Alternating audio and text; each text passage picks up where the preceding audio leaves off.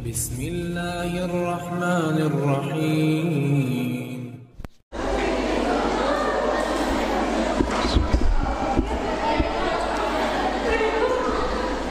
السلام عليكم ورحمة الله وبركاته.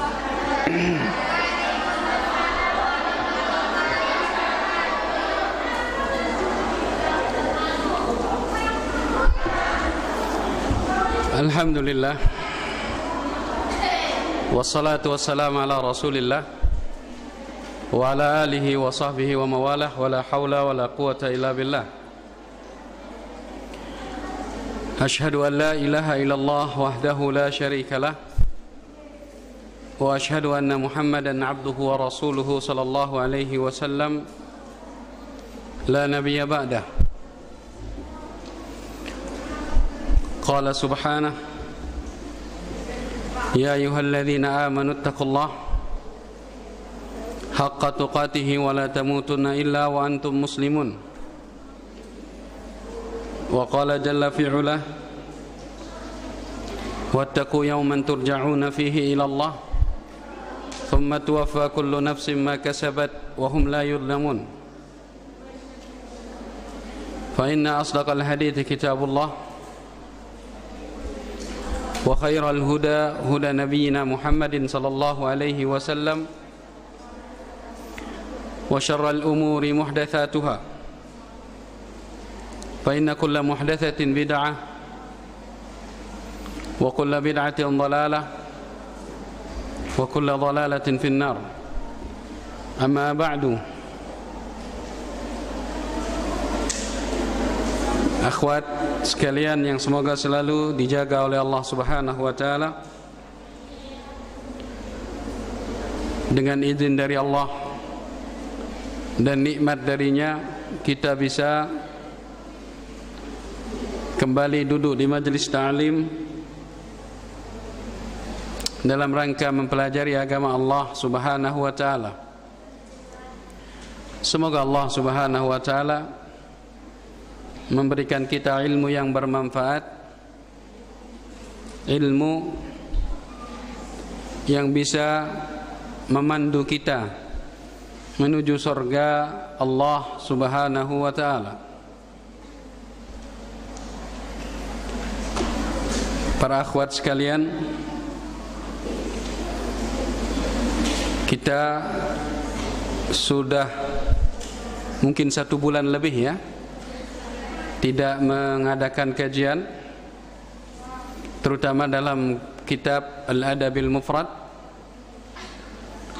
Dan malam hari ini insyaallah kita akan melanjutkan pembahasan kita dalam kitab Al-Adab Al-Mufrad yang dikarang oleh siapa? Yang dikarang oleh Al-Imam Al-Bukhari rahimahullahu ta'ala. Dan kami harap akhwat sekalian untuk memperhatikan dengan seksama, tidak ngobrol satu dengan yang lainnya. Yang di tiang ini, nih tiang di nomor 2 ini jangan ngobrol. Tolong perhatikan, hormati majelis, hormati apa yang disampaikan, karena yang disampaikan adalah perkataan Nabi sallallahu alaihi wasallam. Akhwat sekalian, malam hari ini kita akan membahas sebuah hadis yang sedikit panjang dalam bab da'watul walidain lil walad. Da'watul walidain, doa, babnya ini doa kedua orang tua atas anaknya. Da'watul walidain 'alal walad.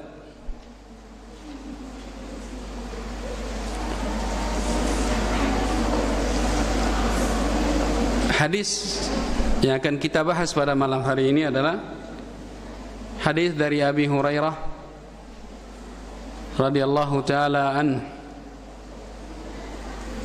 bahwasanya beliau berkata, sami'tu Rasulullah sallallahu alaihi wasallam yaqul, saya mendengar Rasulullah sallallahu alaihi wasallam bersabda, "Ma takallama mauludun minan nasi fi mahdin ila Isa bin Maryam wa sahibu Juraij." Tidaklah seorang bayi manusia berbicara kecuali dua orang saja. Ada dua bayi yang Allah izinkan untuk berbicara. Sebagaimana kita ketahui, bayi tidak bisa berbicara, tapi dengan izin dari Allah Subhanahu wa taala, dua bayi ini Allah izinkan untuk berbicara. Mereka adalah Isa bin Maryam. Bayi yang pertama yang bisa berbicara adalah Isa ibnu Maryam, yang tatkala Isa dibawa oleh ibunya setelah dilahirkan di bawah pohon kurma, ibunya bernazar untuk tidak berbicara dengan siapapun. Maka dibawalah Isa ke kampung halaman. Maka orang-orang pun kaget, Maryam tanpa suami memiliki anak. Maka mereka pun bertanya kepada Maryam, anak siapa ini? Karena Maryam bernazar untuk tidak mau berbicara, Maryam cukup menunjukkan kepada bayinya itu, yaitu Isa alaihi salam. Kemudian Allah Subhanahu wa taala mengizinkan Isa untuk berbicara. Inni Abdullah atani al-kitab wa ja'alani nabiyya wa ja'alani mubarakan aynama kuntu wa awsani bis salati waz zakati ma dumtu hayya ila akhiril ayah. Jadi Isa alaihi salam berbicara semenjak bayi, cuman saat itu saja.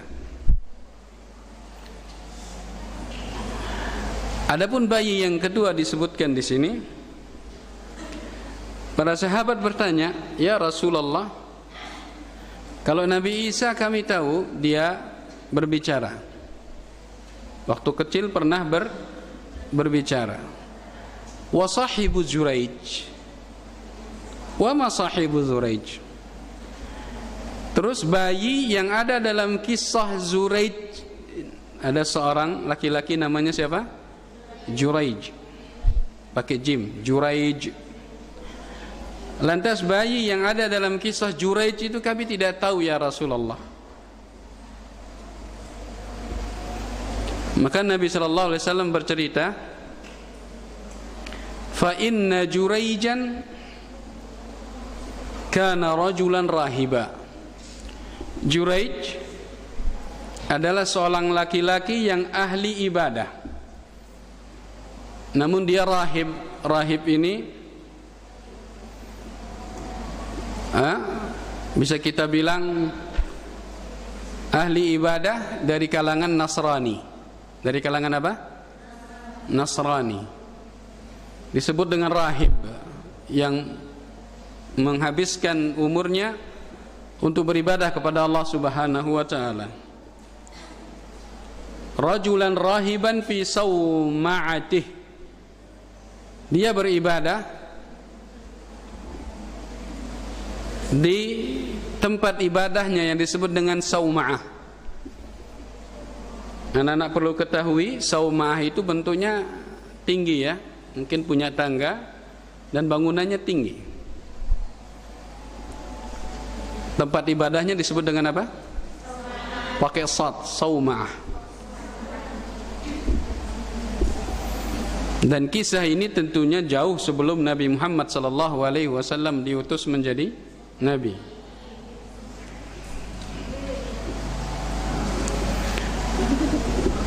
Kata Rasulullah sallallahu alaihi wasallam, "Wa kana ra'iyul ghanam Apaan? Wa kana ra'yul baqar ya'wi ila asfali sauma'atih.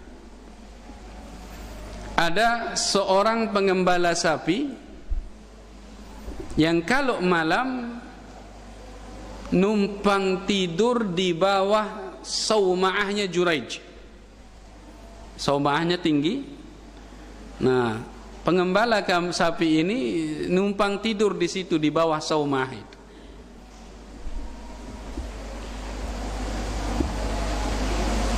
Wa kanat imra'atun min ahli al-qaryah takhtalifu ila ra'i. Kemudian ada seorang perempuan dari penduduk desa, perempuan dari penduduk desa bolak-balik ke pengembala sapi ini, sering mendatangi pengembala sapi ini. Padahal tidak ada hubungan apa-apa di antara mereka.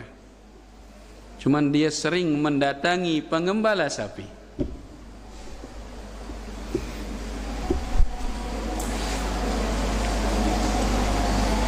Kata Rasulullah sallallahu alaihi wasallam, fa'atat ummuhu yauma.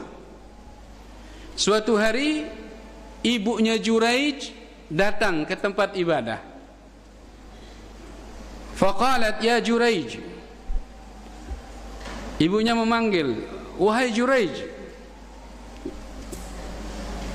Wa huwa yusalli. Juraij sedang dalam keadaan beribadah, dalam keadaan berdoa. Dan kata para ulama, yusalli di sini ibadahnya ibadah sunnah, bukan ibadah yang wajib, ibadah sunnah. Ibunya memanggil, dia sedang dalam keadaan ibadah. Maka terjadi perang dalam jiwa Juraij. Apakah dia akan lanjutkan ibadahnya atau dia sambut panggilan ibunya? Apakah dia akan lanjutkan ibadahnya atau dia sambut panggilan ibunya? Fara'a an yu'athira ala salatih. Juraij lebih memilih melanjutkan ibadahnya dan mengabaikan panggilan orang tuanya, ibunya saat itu. Ibunya pun memanggil kedua kali, ya Juraij. Kembali Juraij, dalam jiwanya terjadi perang.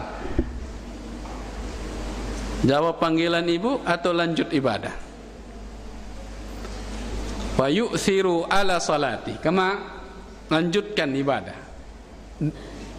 Tidak didengarkan ibunya memanggil. Pada kali yang ketiga, ibunya lagi memanggil dengan suara yang agak sedikit tinggi, ya Juraij. Wahai Juraij. Dia pun tetap memilih melanjutkan ibadahnya. Maka di kali ketiga ini ibunya marah, kemudian berkata, ya Juraij, la amatakallah. Wahai Juraij, semoga Allah tidak mewafatkanmu hatta tanzura fi wujuhil mumisat. Lihat doanya ibu. Ibunya manggil 3 kali, ibu Juraij tidak mau menyambut panggilan ibunya, maka ibunya pun berdoa, tapi doanya tidak terlalu fatal. Ibunya mengatakan, semoga kamu tidak dimatikan oleh Allah Subhanahu wa taala sampai engkau melihat wajah-wajahnya para pezina. Cuma melihat wajah pezina. Dalam riwayat yang lain dikatakan hatta tunzura fi wajhil mumisat, sampai engkau dipermalukan di depan para pezina. Ibunya berdoa, anak-anak sekalian. Di hadis sebelumnya Al-Imam Bukhari menyebutkan salatu da'awatin mustajabat la syakka fihin. 3 doa yang didengarkan oleh Allah Subhanahu wa taala, dikabulkan oleh Allah Subhanahu wa taala, la syakka fihin, tidak ada keraguan dalam hal tersebut, pasti dikabulkan. 3 doa tersebut adalah da'watul mazlum. Da'watul mazlum, doa orang yang terzalimi. dikabulkan oleh Allah Subhanahu wa taala, walaupun yang terzalimi ini orang kafir, fasik, fajir, dikabulkan oleh Allah Subhanahu wa taala. Doa yang kedua adalah da'watul musafir. Doanya orang yang pergi safar, perpergian jauh, doanya mustajab. Yang ketiga, da'watul walidaini 'alal walad. Doa orang tua atas anaknya. Doa orang tua mendoakan keburukan untuk anaknya, mustajabah, la syakka fihin. Tidak ada keraguan dalamnya, pasti dikabulkan oleh Allah Subhanahu wa taala. Nah, Juraij, anak-anak sekalian, didoakan oleh ibunya, kamu tidak mati sampai kamu akan melihat atau dipermalukan di depan para pezina. Iyadzan billah. Jadi melihat wajah pezina aja zaman dulu, jamaah anak-anak sekalian, adalah sebuah aib, hal yang mendatangkan malu kalau melihat wajah pezina. Aib melihat wajah pezina zaman dahulu. Atau kalau sekarang.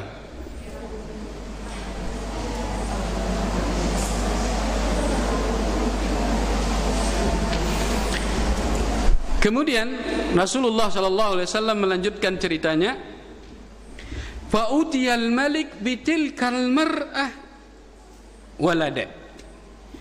Suatu hari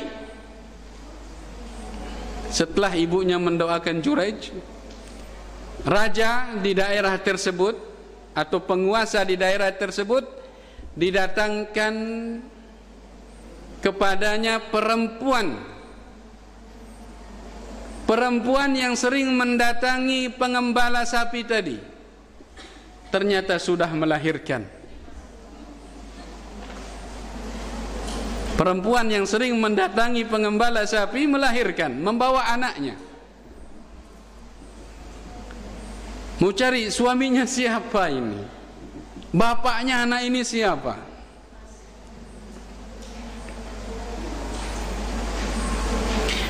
Penguasa raja, faqal mimman, ini anak hasil zina dari mana, sama siapa? Ini anak-anak siapa? Faqalat, perempuan ini pun berkata, min Juraij, dari si Juraij. Padahal Juraij tidak pernah ngapa-ngapain, tapi perempuan ini mengatakan apa? Min Juraij, anak ini anaknya Juraij. Asahibu Sawma, kata Malik, kata penguasa saat itu, apakah Juraij yang kau maksud adalah orang yang ahli ibadah di Sawma? Kata perempuan itu, iya, dia bapak anak ini.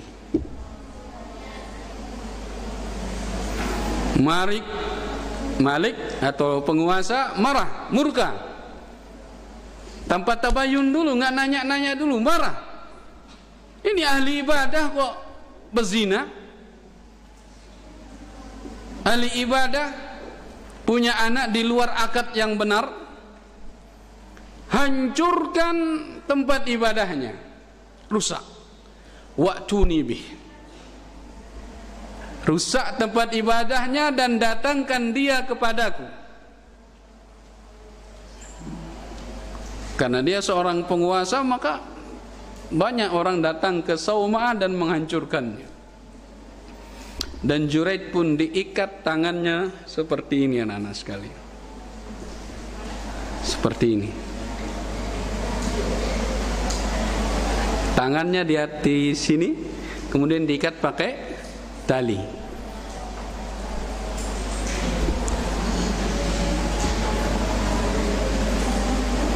Kemudian dia diseret. Famurra 'alan nas,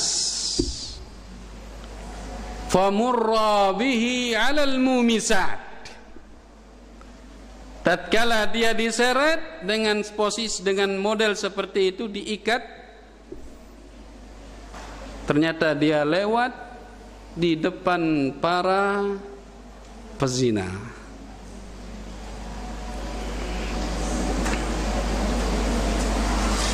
Fara'ahunna fatabassam wa hunna yanzurna ilaihi. Juraid melihat kepada para pezina, kemudian dia pun tersenyum tipis.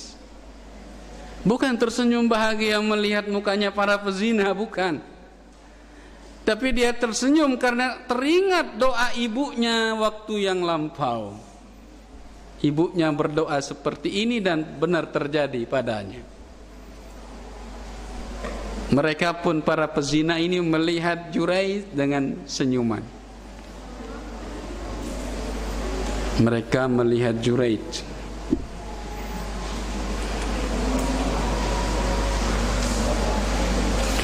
Faqala al-malik, setelah sampai di tempat penguasa itu bertanya, "Ma taz'umu hadhihi?" Coba kamu lihat apa yang dituduhkan perempuan ini. Kata Juraij, "Wa ma taz'um?" Terus apa yang dia tuduhkan kepada saya? Saya enggak tahu apa-apa. Kenapa saya dibawa ke sini? Saya enggak tahu kenapa. Salah saya apa? Kenapa tempat ibadah saya dirusak? Saya tidak tahu kenapa. Dosa saya itu apa? Sampai saya diperlakukan seperti ini. Kata Malik, taz'umu anna ibnaha mink. Dia mengatakan kalau anak yang dibawa, bayi yang dibawa oleh perempuan ini adalah anak hasil darimu. Kata Juraij bertanya kepada perempuan tersebut, "Betul kamu mengatakan itu?" Kata perempuan, "Iya, ini anak kamu. Ini anak kamu." Padahal Juraij tidak pernah melakukan apapun. Di dalam riwayat yang lain disebutkan dalam Fathul Bari, anak-anak sekalian, Juraij pun mengambil wudu, kemudian sholat 2 rakaat, kemudian meminta mana anak itu, sinikan bayi tersebut. Maka bayi tersebut ditanya oleh Juraij, "Man abuk?" Bayi yang belum bisa berbicara diajak bicara oleh Juraij karena keyakinannya kepada Allah Subhanahu wa taala. "Wahai bayi, man abuk?" Siapa bapakmu? Dengan izin dari Allah Subhanahu wa taala untuk menolong si Juraij karena dia orang bagus-bagus, orang saleh, ahli ibadah. Siapa bapakmu? Kata bayi ini menjawab, "Ra'il baqar." Bapak saya adalah ra'il baqar, pengembala sapi.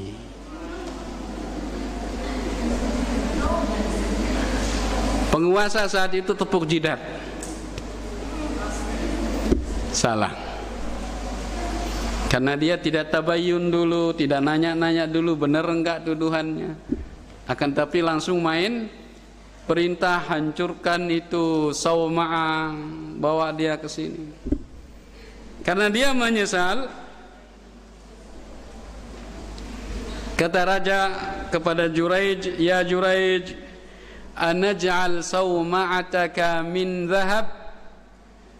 Karena kita sudah salah Juraij, kita sudah hancurkan tempat ibadahmu, maka sebagai gantinya kita buatkan tempat ibadahmu dari emas. Bagaimana? Dari emas mau enggak? Sebagai apa? Pengakuan tanda salah, pengakuan kesalahan yang dia lakukan. Kata Juraij, "Lah, aku perlu emas." Amin fiddah. Kalau gitu dari perak Juraij? Lah, saya tidak punya, saya tidak butuh yang namanya perak. Rudduha kama kanat. Akan tetapi kembalikan tempat ibadah saya seperti semula. Saya tidak mau emas, saya tidak mau perak. Kembalikan bentuk ibadah saya seperti semula. Kalau sebelumnya dari bata, ya buat dia dari bata lagi, jangan jadi yang lain. Kemudian ada yang nanya, "Falimada tabassum?" Wahai Juraid, tadi tatkala kami nyeret kamu ke sini, kami lihat kamu tersenyum. Kenapa? Kan aneh. Orang di borgol, pesakitan, tersenyum. Kenapa kamu tersenyum, wahai Juraid? Kata Juraid, saya mengingat sesuatu, makanya saya tersenyum. Dulu ibu saya memanggil saya 3 kali, saya tidak hiraukan. Kemudian dia mendoakan saya ini, kamu tidak akan diwafatkan oleh Allah sampai kamu melihat ke wajahnya para pezina, atau kamu dipermalukan di depan para pezina. Itulah yang membuat saya tersenyum. Tapi bukan tersenyum bahagia. Kadang kita kalau mengingat sesuatu walaupun sedih, kita kadang tersenyum.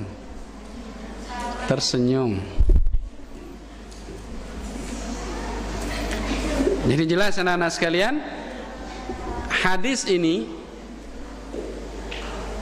Rasulullah SAW ceritakan kepada kita untuk kita ambil pelajaran bahwasanya doa orang tua kita dikabulkan oleh Allah Subhanahu wa ta'ala.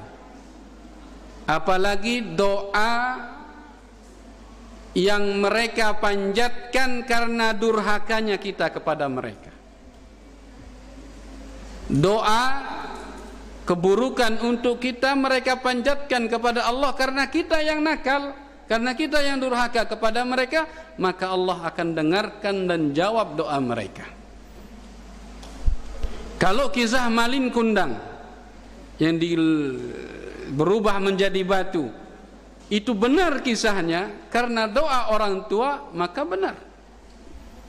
Doa orang tua yang didurhakai oleh anaknya itu didengarkan oleh Allah Subhanahu wa ta'ala dan dikabulkan. La syakka fihin, kata Rasulullah. Tidak ada ragu kalau itu akan didengarkan dan dikabulkan. Tidak ada keraguan.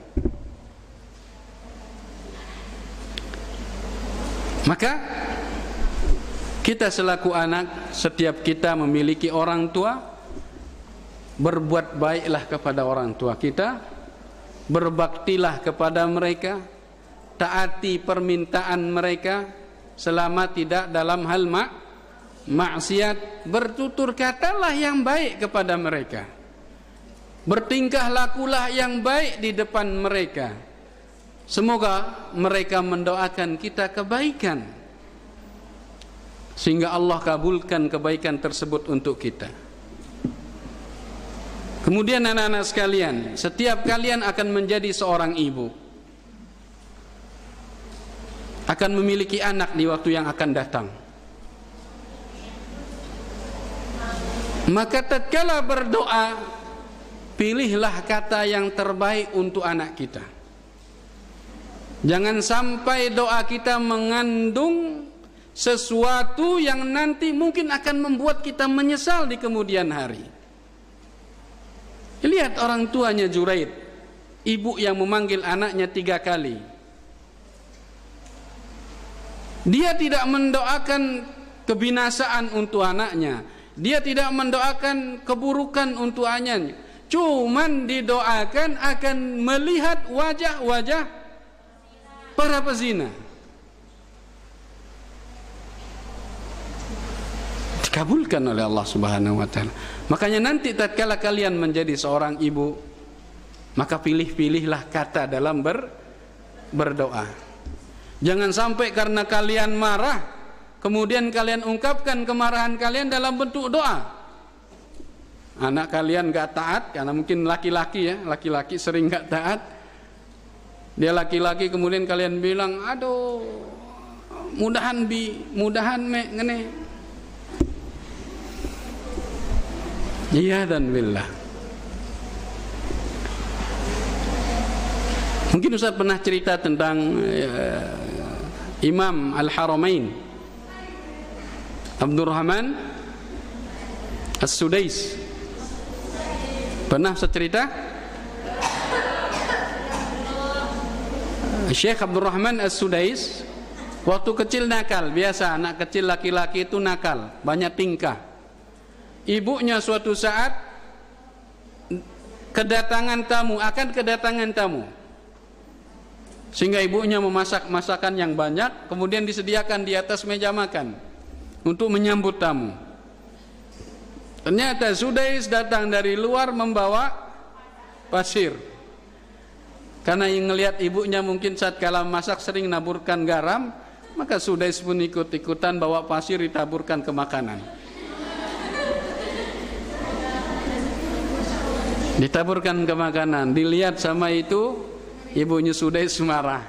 Tapi Masya Allah, lihat wanita yang salihah, ibu yang salihah, tidak mendoakan keburukan anaknya. Saat dia marah, dia berkata, dia ungkapkan perkataan marahnya ini dalam bentuk doa yang baik buat anaknya. Wahai Sudais, semoga kamu menjadi imam haramain, imam masjid haram. Karena keberkahan doa ibunya, dia pun Syekh Sudais menjadi imam di Masjid Haram Mekah, dan beliau ketua takmir Masjid Haram Mekah dan Masjid Haram Madinah, Masjid Nabawi.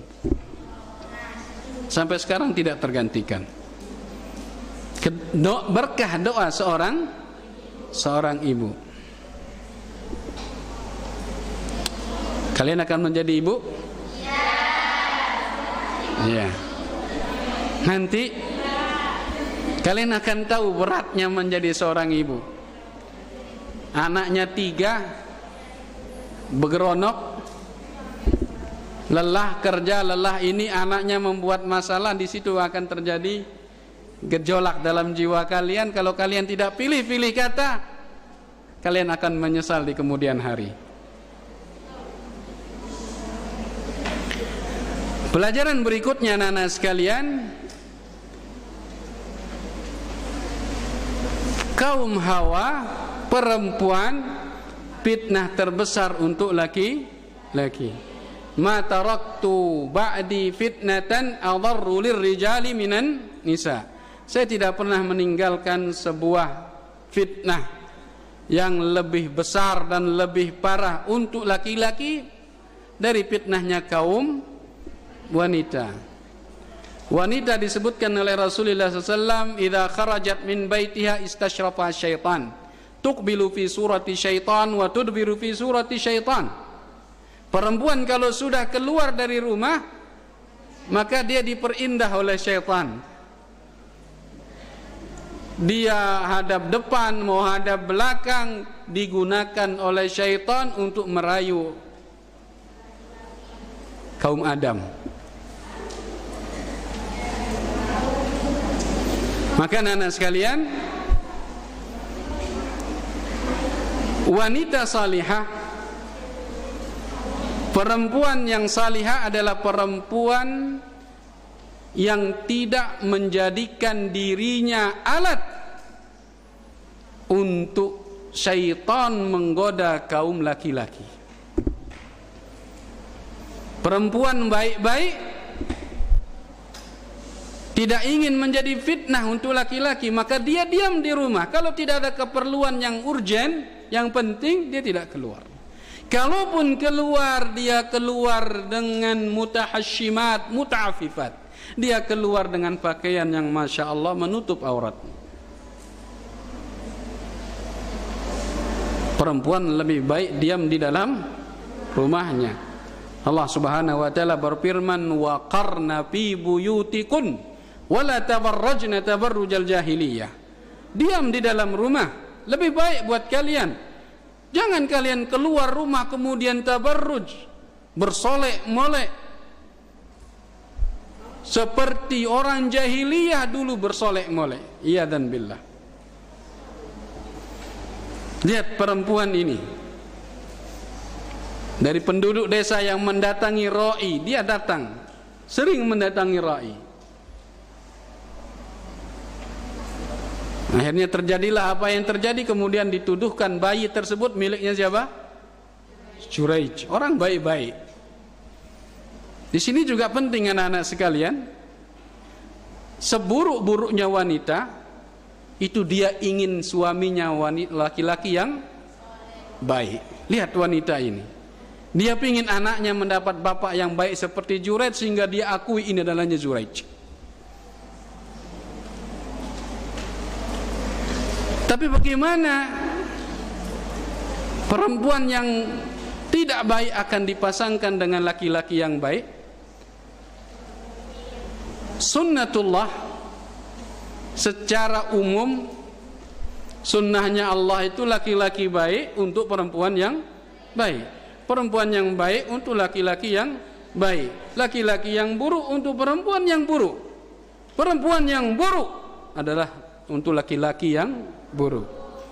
Kecuali ada hikmah yang besar di balik itu, sehingga Allah memasangkan antara yang buruk dengan yang tidak buruk, dengan yang baik. Seperti Nabi siapa?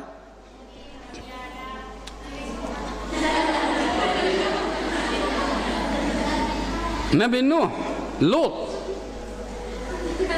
Istrinya tidak baik, kufur.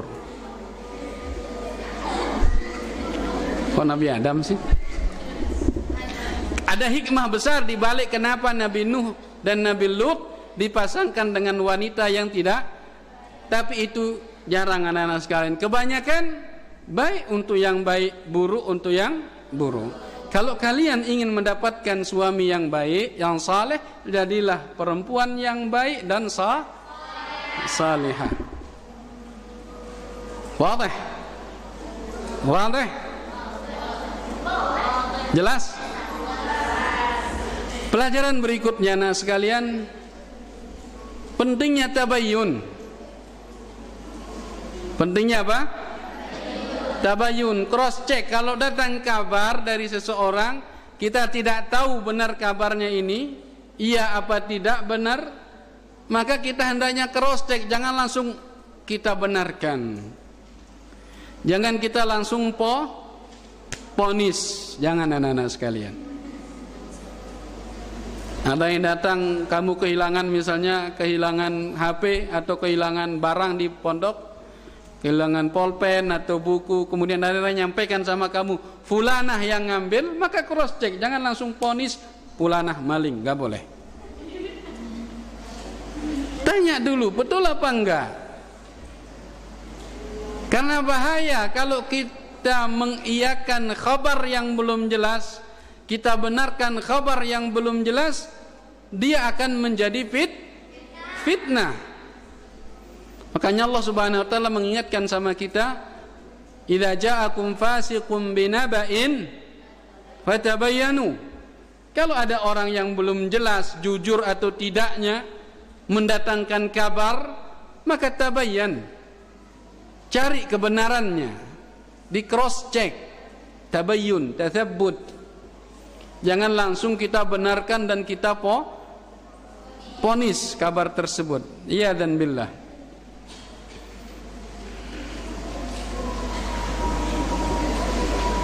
Terakhir, sebenarnya banyak faidah. Faidah yang terakhir anak-anak sekalian, salah satu model kita memberi nasihat atau mengajarkan ilmu atau berdakwah, salah satu cara yang diajarkan oleh Rasulullah adalah menceritakan. Bercerita. Akan tapi yang perlu diingat adalah bercerita dengan cerita yang benar, sesuai dengan realita, bukan cerita dusta. Jangan ceritakan tergodek-godek, jangan ceritakan apalagi namanya tertuntang-tuntang. Cerita-cerita yang tidak ada dasarnya, cerita-cerita dusta ini tidak digunakan untuk berdakwah, mengajarkan agama atau menasehati orang lain. Gunakan cerita yang benar. Rasulullah SAW sering menceritakan kepada para sahabatnya orang-orang terdahulu. Beliau pernah menceritakan tentang 3 orang, yang satu botak, pelontos, yang tidak bisa punya rambut, penyakit. Ada yang abras, yang kulitnya memutih, bodak karena pigmennya hilang. Yang satu laki-laki yang buta. Rasulullah juga pernah menceritakan seorang dari Bani Israel yang membunuh 99 orang, kemudian ingin taubat, kemudian salah dalam bertanya sehingga dia menyempurnakan jadi 100 dan sebagainya. Ini cerita-cerita yang benar, ada dasarnya. Maka kalau ingin menasihati saudara dengan ceritakan padanya cerita yang benar dan jujur, jangan mengarang-arang. Ceritakan pengalaman kalian boleh, tapi pengalaman yang sesuai dengan realita, jangan diada-adakan. Wallahu taala a'lam. Subhanakallahumma rabbana wa bihamdika asyhadu an la ilaha illa anta astaghfiruka wa atubu ilaik. Assalamualaikum warahmatullahi wabarakatuh.